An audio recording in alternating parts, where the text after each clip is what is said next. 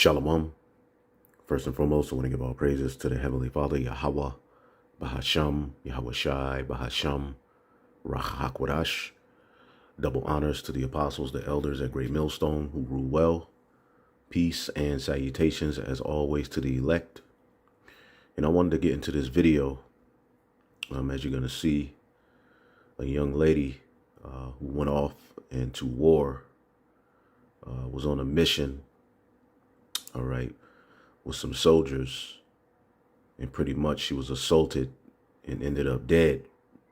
All right. And often, a lot of women who go into Esau's military, when they get there, they're ran through, broken, destroyed, raped, whored out.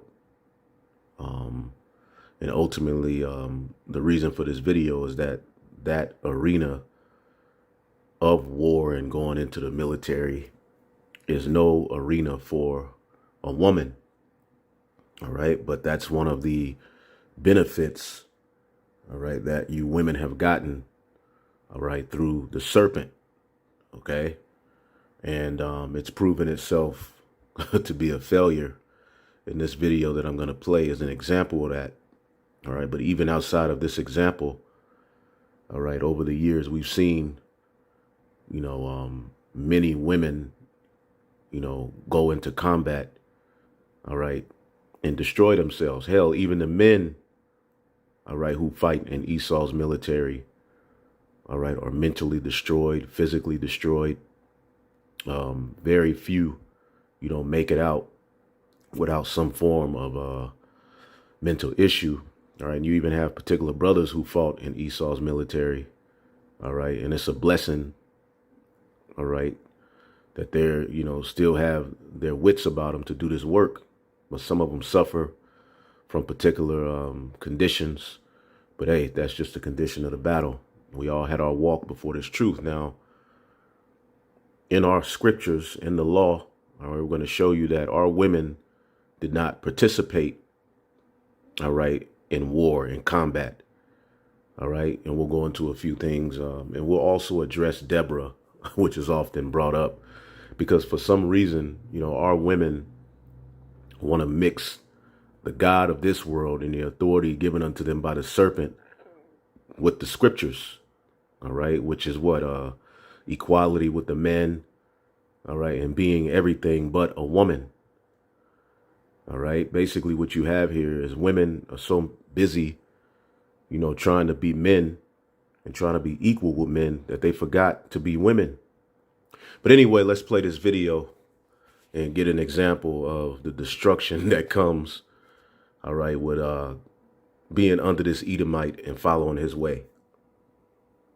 Crime. Last night, we told you about 27-year-old Denisha Montgomery. She was a military police officer stationed in Germany when her family got a call that they will never forget. Here is a portion of that frantic call home from our story with investigative correspondent Rich McHugh.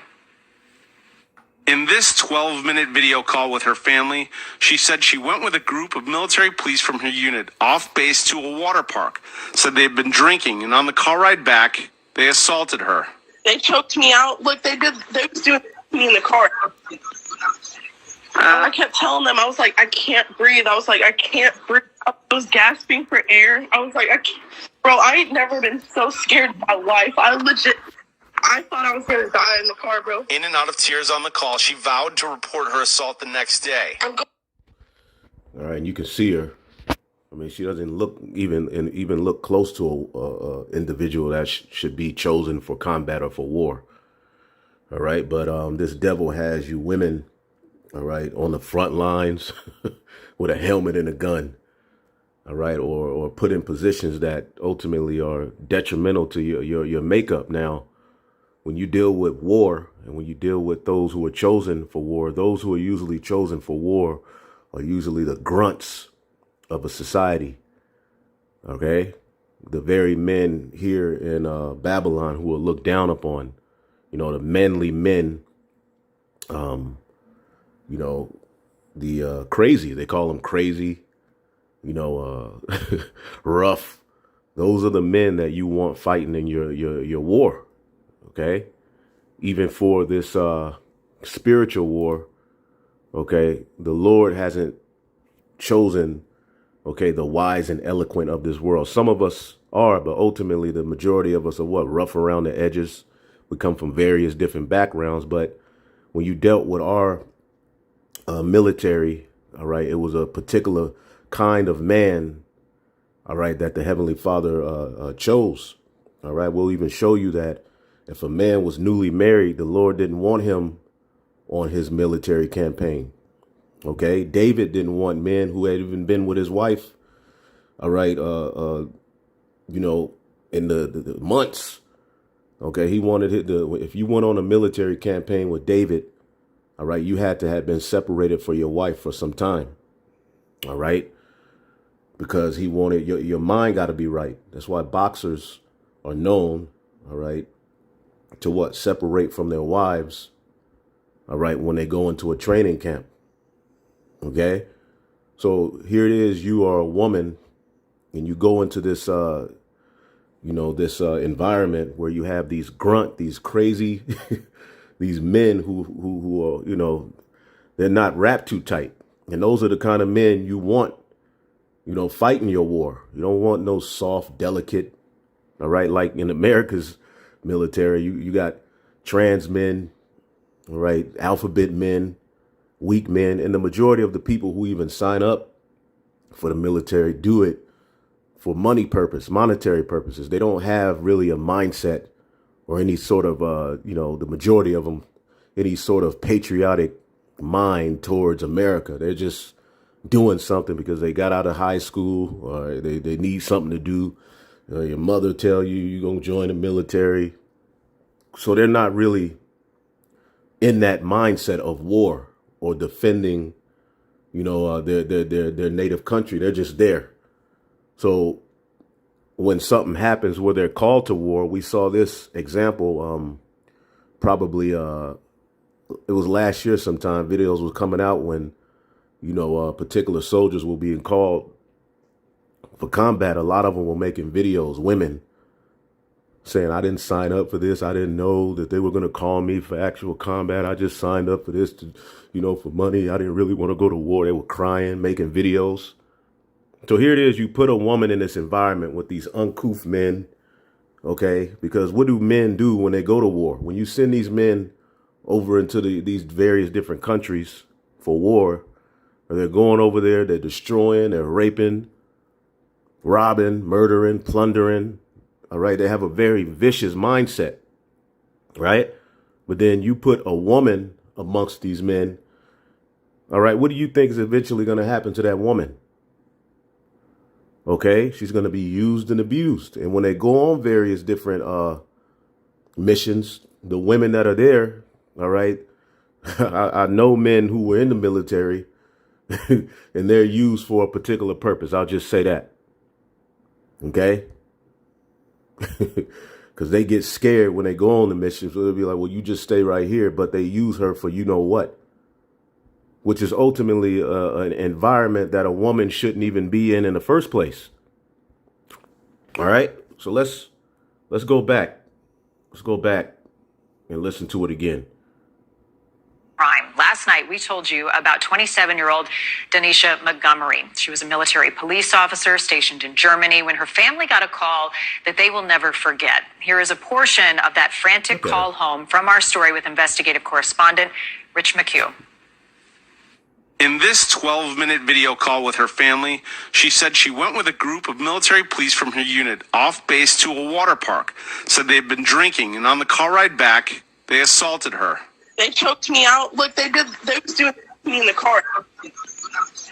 I kept telling them, I was like, I can't breathe. I was like, I can't breathe. I was gasping for air. I was like, bro, I ain't never been so scared in my life. I thought I was going to die in the car, bro. In and out of tears on the call, she vowed to report her assault the next day. I'm going to talk to CID tomorrow. And what, tell them that you just want to get out or what? I'm telling them that I don't want to be here no more. Yeah. I'll do whatever I have to do, Mom. I'm coming.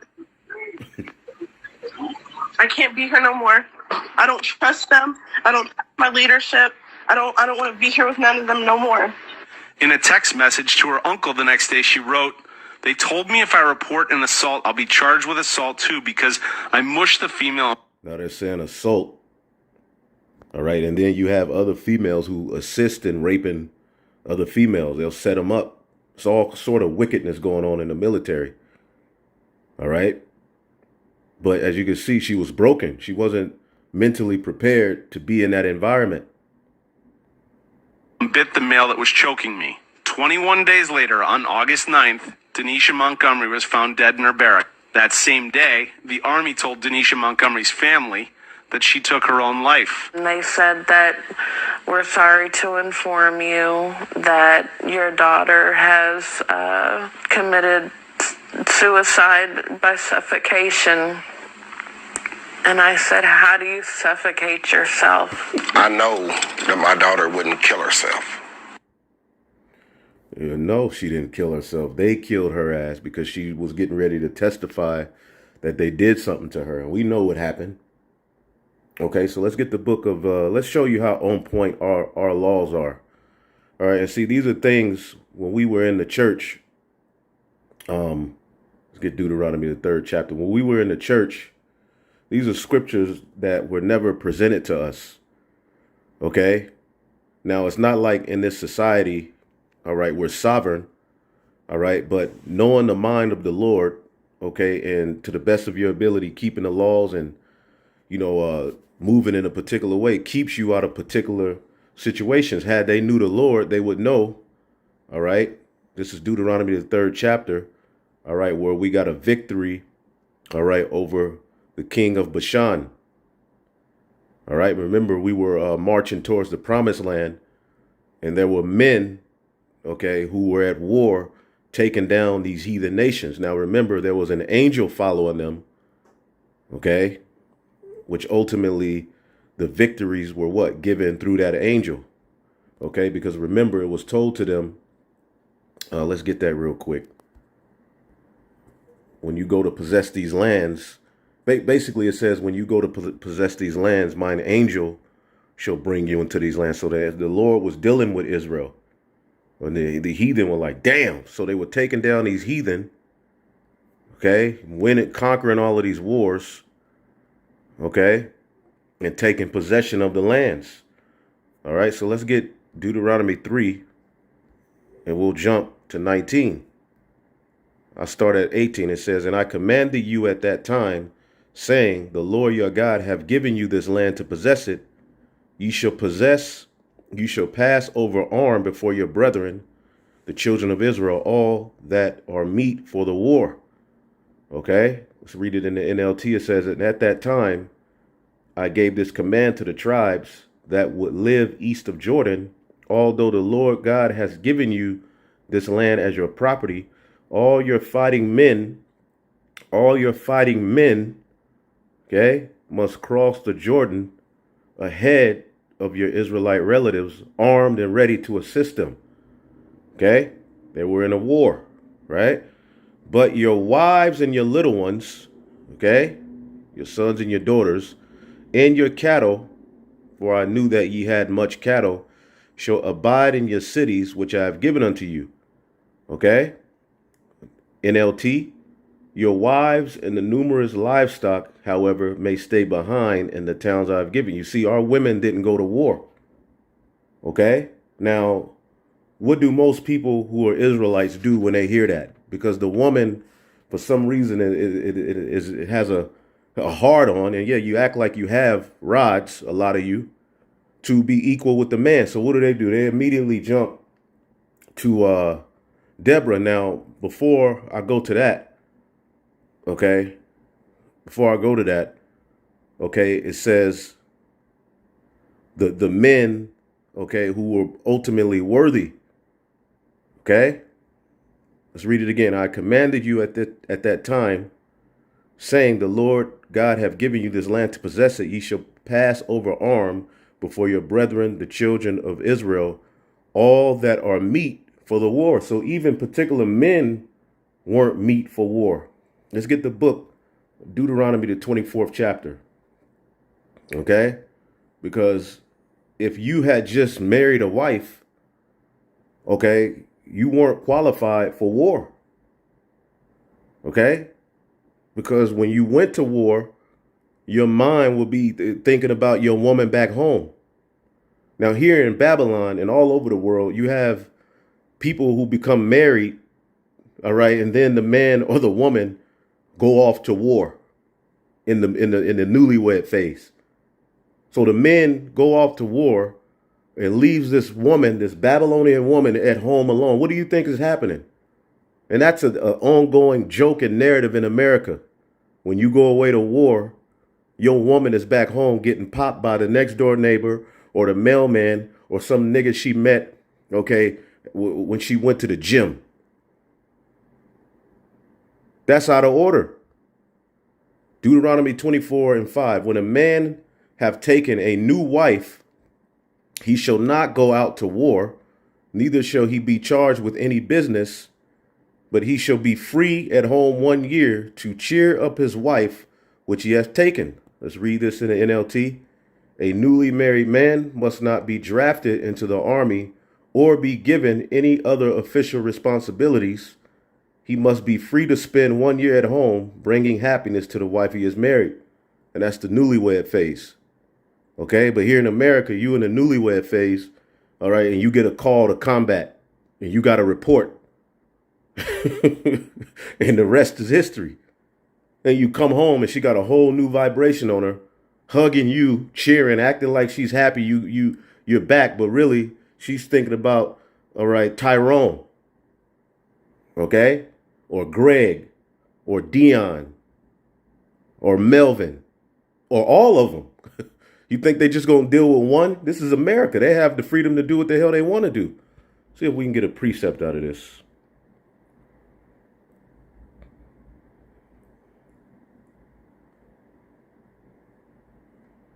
No.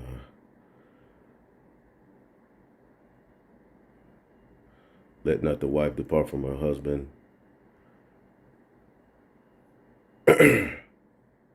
Let thy fountain be blessed and rejoice with the wife of thy youth.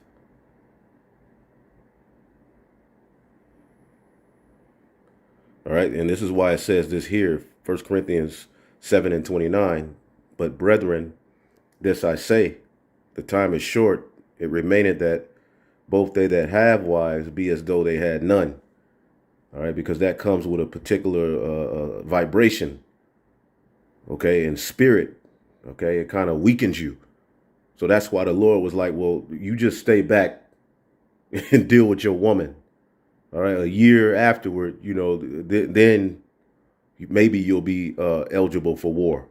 All right, now let's deal with, let's get the book of, I believe it's Psalm 68 real quick. Psalm 68. Then we'll deal with Deborah. Everybody brings up Deborah, just one woman. All right, but was she fighting in the war? No, she was just judge over Israel at that point. All right. Psalm 68. And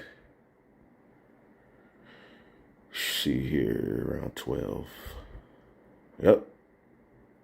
It says, Psalm 68:12. Kings of armies did flee apace. All right, meaning they went abroad to fight in wars.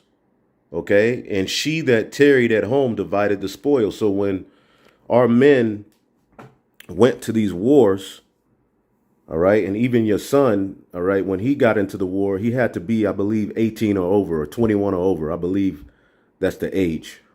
Okay, but anyway, when we went out to war, we would take the spoils of these nations, meaning take their riches, their gold, okay, even at particular times, their virgins. Okay, that's what happens in war. All right, you take the virgins of that nation. All right, as a matter of fact, an example of that is in Numbers. Known man. Okay. It's in the book of Numbers. Yep.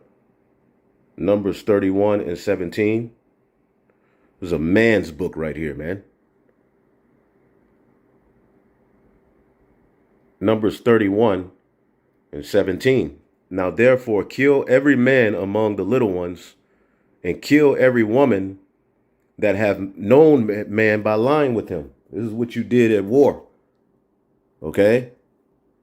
But all the women that have not known man by lying with him, keep alive for yourselves. To do what? Teach her the Hebrew?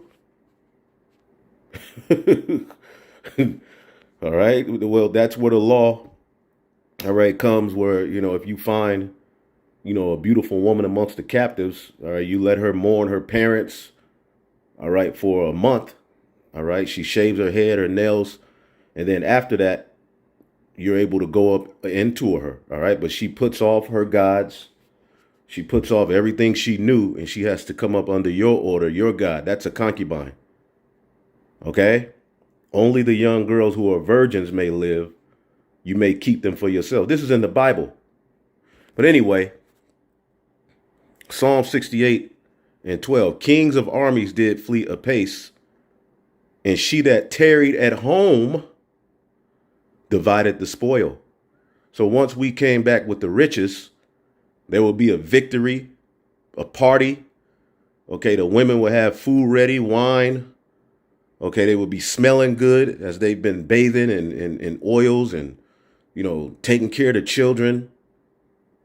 All right. And when you got back, there was like a victory. Now, when we get delivered, when we get up on that chariot, that's going to be like us returning home from our battle, from a military battle, because that's where we're at. We're on the front lines of a spiritual war. OK, and when we get up into those chariots, all right, that's going to be like a celebration of victory. So when the men came home with all of the spoils, the women divided the spoils. Ooh, can I have this ring? Can I have this gold? Can I have this stone? All right. Soft life, right? They call it soft life, right? Now, the women in America and a lot of you Israelite women, you want to take on the vibration of this world and say, I can do it too. So you want to go out and fight on the front lines, which none of you do it. None of you are going out on the highways and the byways faithfully doing what the men do. All right. The Lord chose men for that purpose. OK, why would you want to be and you got a lot of women now. OK, I know that woman who was put to death in that video we showed. I know she wished she was at home being a woman. You seen she was crying. I want out of this. I want out of here. She was crying. I can't take it no more. Right. And she had a testimony against particular people. They were like, we go kill her and say she killed herself. It ain't no justice coming to that family. How do you smother yourself? All right. They could have made up any lie, but you smother yourself. How do you do that? Like you can jump in some water and drown yourself if you can't swim out. But if you smother yourself, eventually you go take the pillow off your face. What are you doing? Anyway, enemies and kings, NLT, enemy kings and their armies flee while the women of Israel divided the plunder. So whatever was brought home, the women who was abiding at home, okay, divided the plunder. All right. And that goes into what? Titus. Let's get that real quick. Because it's funny that when Israelite women do videos, they're not teaching you how to knit. They're not teaching you how to be a better wife. They're not teaching you how to be a better mother. They're telling the men, you ain't going to have more than one woman. That's the majority of Israelite women's videos. It's telling men what they can and can't do and what they ain't going to do in the kingdom, how they should teach. Okay? Oh, boy. Titus 2 and 5. The aged women likewise, that they may be in behavior as becometh holiness, not false accusers, not given to much wine, teachers of good things, that they may teach the young women to be sober, to love their husbands, to love their children, to be discreet, chaste, keepers at home. Okay? Keepers at home, good, obedient to their own husbands. All right, that the word of God be not blasphemed. Okay? And again, we told you and showed you the other day I did a video. I'm gonna bring it back up. When you get Deuteronomy 22:5, and we'll get to Deborah and we'll close it out. When you go to Deuteronomy 22:5, when it says, a woman shall not wear that which pertaineth to a man, neither shall a man put on a woman's garment, for that all that do such are an abomination to the Lord thy God. So we showed you in that video, and I went into how idol worship runs this world, because everything that we're talking about, even a women being in war, that is based upon heathen customs and tied to idols. Okay? Let me read this. This is John Gill's commentary on this Deuteronomy 22:5. All right. It says that the woman shall not wear that which pertaineth to a man. So what the heathen would do is honor their gods by a man putting on a dress, okay, and a woman putting on a man's armor for war. So let's show you this. Let's read it again. The woman shall not wear that which pertaineth to a man, it being very unseemly and impudent, and contrary to the modesty of her sex. Or there shall not be upon her any instrument of a man, any utensils of his, which makes use of his trade in business. So you got a woman with a hammer. Okay? Women, construction workers. Okay, that's what came from, women's liberation and equality. Women fighting boxing. Women fighting in MMA.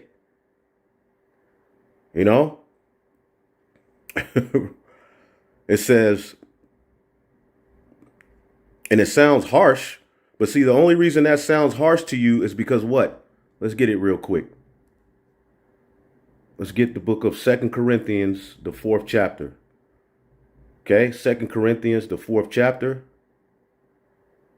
in the 3rd verse. But if our gospel be hid, it is hid to them that are lost, in whom the God of this world have blinded the minds of them which believe not. See, the God of this world really controls a lot of you Israelites' minds.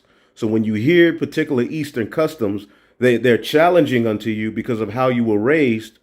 All right. And that's okay that it's challenging. But once you buck up against it after you see it, and you don't wash your mind from the old way of thinking, then that's on you.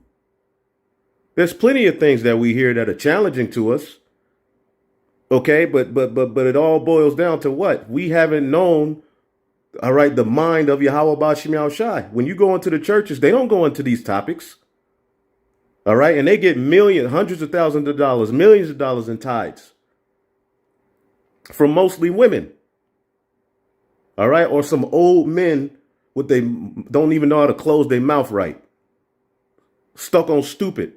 So it's the God of this world that have blinded the minds of you which believe not, lest the light of the glorious gospel of Mashiach, who was the image of God, should shine unto them. Okay? And let's get Jeremiah, the 6th chapter. As a matter of fact, let me see. So the God of this world has a stronghold on the minds of many of our people. Okay? And a lot of you men who teach the Bible, you try to cater it towards this Western way of life. You cannot get the full understanding of this Bible or of Yahweh Bashim Yahushai with a Western mentality. That's what's called renewing your mind, washing away the filth, the true circumcision. See, the circumcision of the mind. It says the circumcision of the heart, but it's the circumcision of the mind. See, and then you'll have ease with particular things the men of the Lord teach. Because the Lord ain't raising up Western. He's raising up Eastern ancient men. So we're going to come a particular way. We're going to say we ain't holding no punches when it comes to the truth of this Bible, man. See, this world tiptoes around the woman. We're straight with the woman. And see, for years, women didn't want to have nothing to do with GMS. But now, as you can see, women are now like, oh, I get it. These are the type of men I want leading me. Not no weak, put that woman first, Jahim demon. Women don't even like those kind of men no more. It was a facade. When women got those men, good morning, queen. Good morning, empress. Good morning to all my sisters. They roll their eyes at that. Women don't like that shit. See? But you got Israelite men who teach this Bible who want to cater it to this world, man. Trimming your way to seek love, man. That ain't the way. That ain't the way you're supposed to do it. Now, this is Jeremiah 6. Let's see here. 16. Let me see. I'll look it up. Old paths.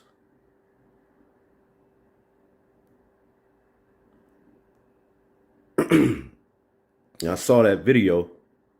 A believer sent it to me, and I'm like, wow. I'm going to just do a quick video. So it turned into this. It's all about edification. Wasn't I just there? Anyway, Jeremiah 6 and 16. Seek, therefore, thus saith Yahweh, stand ye in the way and see and ask for the old paths. The reason our lives are so destroyed, the reason our men are so through, our women are so through, everything's out of order, everybody's arguing and stressed out is because the laws of Yahweh Bashim Yahushai aren't in place. But see, the elect are waking up to that. Okay?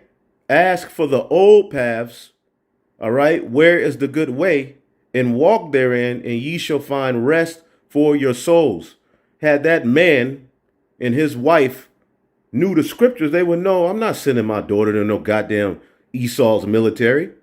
Are you out of your mind? I'm not even sending my son to Esau's military. The true military to enter to is the military of Yahweh Bashim Yahushai. Okay? And we're in a war. All right? You best believe that. I don't understand. Why would a woman want to go in that atmosphere? Combat. See, these movies got y'all bugged out of your mind. Okay? It's not reality. Okay? You're not going to beat predator ass in reality. No, the predator is going to destroy your ass in reality. But in the last Predator movie, what was it? A woman, which I was hoping her brother was the one, but the woman ended up being the one. All of these movies are pushing you women to do what? Be warriors. And then you look at reality, women are making videos. I'm tired of being strong and independent. See? Walk in the old paths. And what happens when you do that? You shall find rest for your soul. But they said, we will not walk therein. All right. Well, the day is coming, okay, where you're going to regret that mindset. Okay? Jeremiah 18 and 15, because my people have forgotten me, they have burned incense to vanity, and they have caused them to stumble in their ways from the ancient paths, to walk in paths in a way not cast up. See that?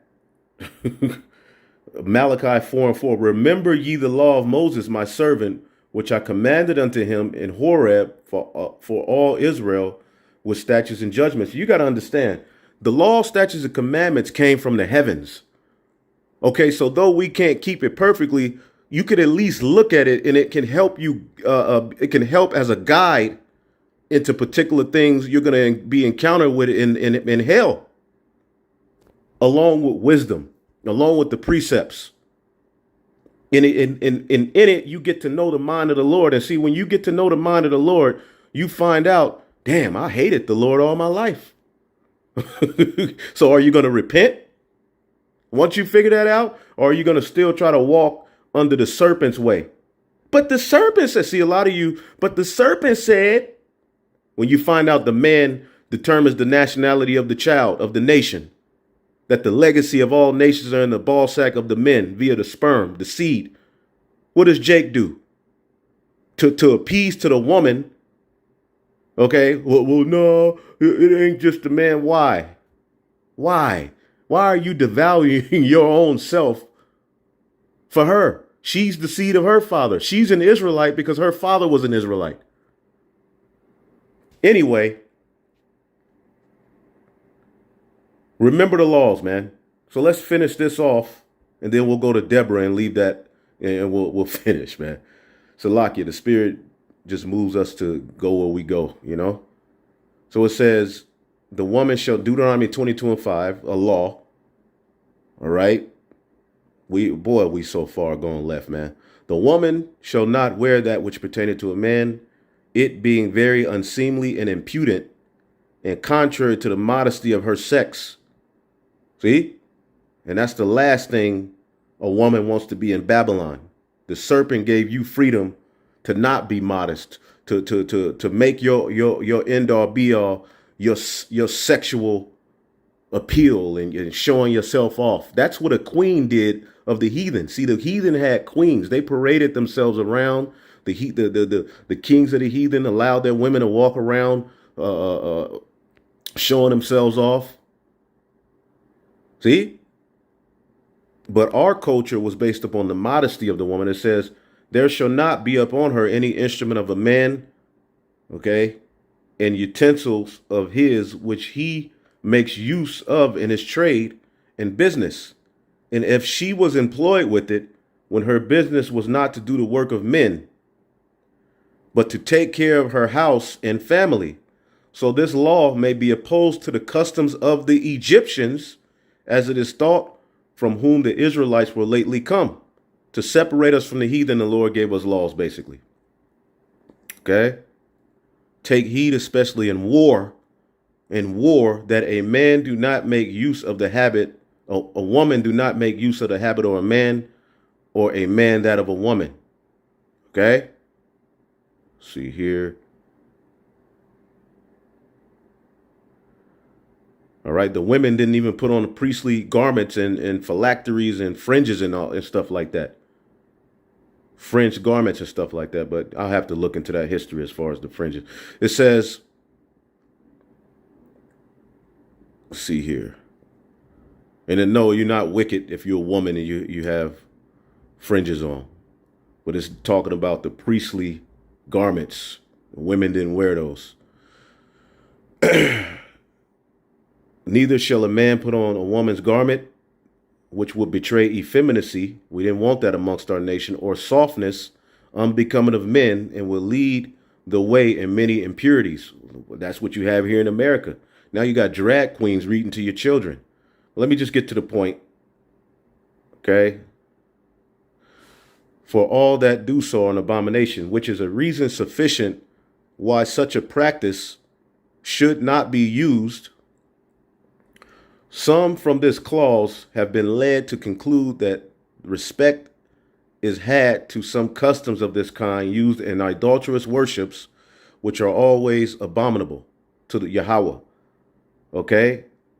So Maimonides observes that in a book of the Zabines, it is commanded that a man should wear a woman's garment colored when he stood before the star of Venus, and likewise that a woman should put on a coat of mail and warlike armor when she stood before the star of Mars, the god of war.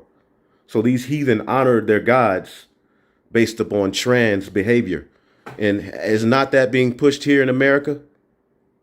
Is not everywhere you look, you see the energy of Baphomet, which is a dual gendered god, okay, which is one of the archangels of Satan. And that in particular is the god over here in Babylon. Okay, that's the archangel that pretty much is over the energy of Babylon, the great, okay, which when you go back to ancient Sumeria, they had dual gendered gods. See, when you go to the book of Nahum, he was cursing out Sardanapalus, who was one of the last rulers of Nineveh before it fell, because he was a cross-dresser. So when you look at Nahum's book, he's pretty much cursing out the energy of that society, okay, as it before it fell, the same way we're cursing out this society. Okay? All right, it says, so we're here, which he takes to be one reason of this law, though besides that he gives another, because hereby concupiscence would be excited, meaning the people would see that, the children would see that, and lewd behavior would follow. Okay?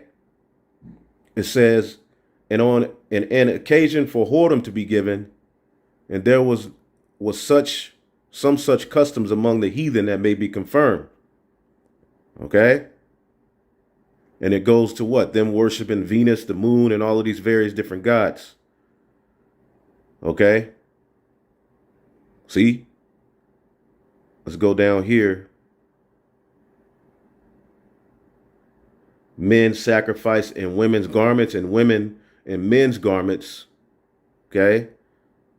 The Phoenicians in Cyprus, from this whom this custom might have come, and to prevent it obtaining among the Israelites in any degree who were now coming into their country, it is thought that this law was made, for the priest of the Assyrians, Venus, made use of women's apparel, and in the feast of Bacchus, men disguised themselves like women. And we can see that here today. Okay, and this is what your all of the leaders of this world do, even those who go into Hollywood. Okay, when they go amongst each other in their parties, this is what they do. The men, okay, put on women's clothing, lipstick, and they make it. They put it even in the entertainment, and it becomes funny. Tyler Perry. Now let's deal with Deborah, and we'll end it off. Just for edification, let's get the book. What is it? Was that Judges 4, I believe? Let's see. Judges, the 4th chapter. Okay.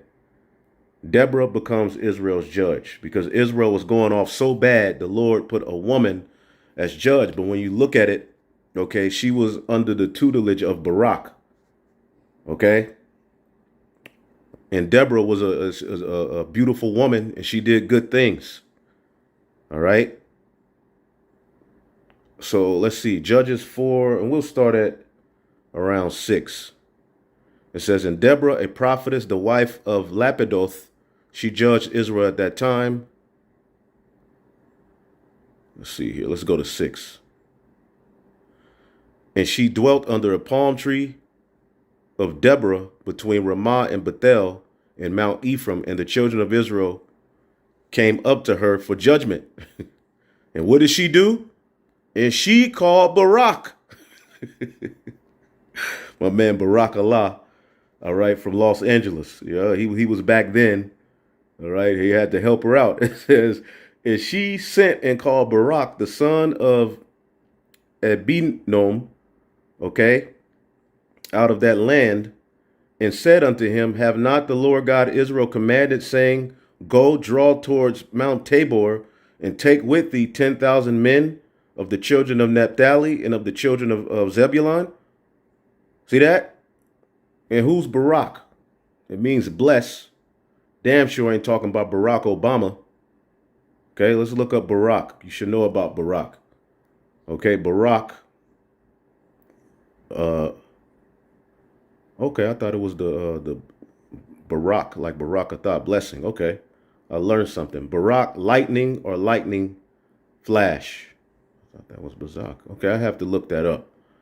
But let's see here. Son of Obinoam. All right, incited by Deborah, a prophetess of Ephraim. Okay, so Deborah was an Ephraimite woman. All right, delivered the Israelites from the yoke of Jabin by routing the Canaanites in the plain of Jezreel. See that? So all of you women who love to jump to Deborah, don't forget, yes, she was judge, but don't forget who she leaned on for counsel. And no, she wasn't in the wars. She gathered the men and gave instruction under the tutelage of Barak. Okay? Verse 7, and I will draw unto thee to the... Let's see here. Let's read it in the NLT. I will call out Sisera, commander of Jabin's army, along with his chariots and warriors. There will I give you victory over him. Barak told her, I will go, but only if you go with me. Very well, she replied, I will go with you, but you will receive no honor in this venture, for the Lord's victory over Sisera will be at the hands of a woman. See that? So to shame Israel, okay, because they had been so disobedient, okay, the Lord used a woman, okay, but who went to war? Okay, so Deborah went with Barak to Kadesh, At Kadesh, Barak called together the tribes of Zebulun and Naphtali, 10,000 warriors, okay, went with him. Deborah also went with him, okay. Now Heber, the Canaanite, a descendant of Moses' brother-in-law, Hobab, had moved away from the other members of his tribe and pitched his tent. And you can go the rest, you can read the rest. And Deborah said to Barak, get ready. This is the day Yahweh will give you victory over Sisera. All right. For the Lord is marching ahead of you. So Barak led his 10,000 warriors, all right, on the slopes of the Mount Tabor in battle. And when Barak attacked, okay, where did Deborah attack? Was Deborah one of the 10,000 warriors? No. Okay. And you could keep reading, you know. So Sisera fell, all right. And Barak and the men of Israel took them down. So, and Deborah, okay, when it was all said and done, what did she do? She sung a song, Soft Life. Okay? Soft life. It's the only way to go. Let's see here. So she started praising the Lord, cursing out the Edomites. Verse 4. All right. And that's a beautiful thing, man. Just like, you know, Moses' sister, Miriam, sung a song. Anyway, that's that. Hopefully edified. All right. And as far as this story here, crime. Last night, we told you about 27-year-old Denisha Montgomery. She was a military police officer stationed in Germany when her family got a call that they will never forget. Here is a portion of that frantic call home from our story with investigative correspondent Rich McHugh. In this 12-minute video call with her family, she said she went with a group of military police from her unit off base to a water park, said they had been drinking, and on the car ride back, they assaulted her. They choked me out. Look, they was doing me in the car. I kept telling them, I was like, I can't breathe. I was like, I can't breathe. I was gasping for air. I was like, bro, I ain't never been so scared in my life. I legit. And women get in this situation, but they be drinking, laughing, giggling, laughing at the men's jokes. And these are fucking crazy, uncouth warriors who are at war. What do you think they thinking? We're finna rape this bitch. Anyway, shalom.